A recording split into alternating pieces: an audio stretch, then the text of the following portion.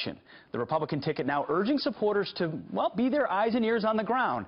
As it turns out, voter fraud, it isn't really a myth at all. So here to walk us through some of the active voter fraud investigations is Washington Deputy Opinion Editor Kelly Riddell. Kelly, thanks for joining us this morning. Thanks, Pete. So we're hearing a lot at the presidential level, rigged system, voter problems, and you've got examples state by state. Take Virginia, dead people voting. What have we seen in Virginia? This is just one town. Harrisonburg, Pennsylvania, found that 20 deceased people had somehow re-registered to vote this election cycle. The FBI is actually looking into this case, and this is just in one particular city.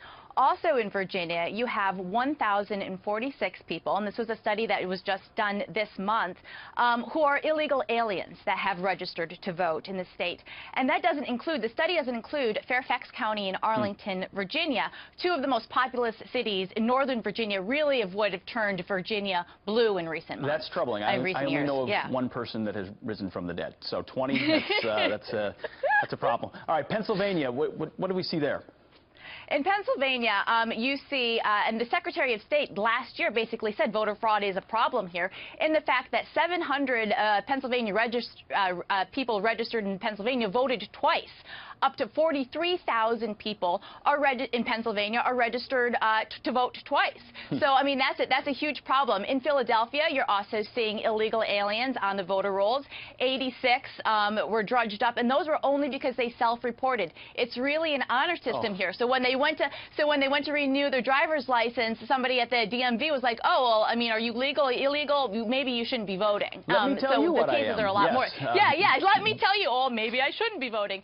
So I mean, there's a lot more. That's tip the of the old vote iceberg. early, vote often mantra. All right, Texas, mail-in ballots, things like that. Mail-in ballots. There's this thing called voter harvesting, which basically these fraudsters look at areas where their candidate needs to win or is doing poorly, and so they target nursing homes.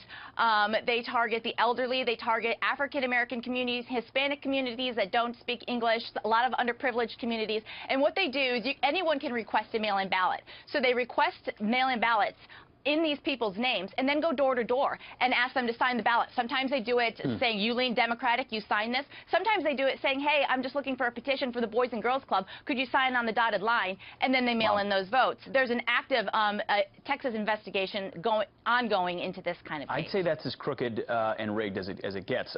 One more, Colorado. You know, the left fights back against purging of voter rolls and against voter ID, but I felt Colorado is such a powerful example of why you might need to do that.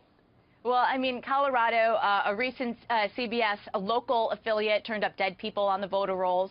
And you know what's so funny about Colorado is if you look at John Podesta's WikiLeaks emails, as late as last year, 2015, he was complaining that he thought that Barack Obama rigged the Colorado primary in bringing illegal aliens on the voter rolls. It's unbelievable, the hypocrisy here. Well, yeah, and it makes everyone who votes and votes earnestly feel like their vote might matter a little.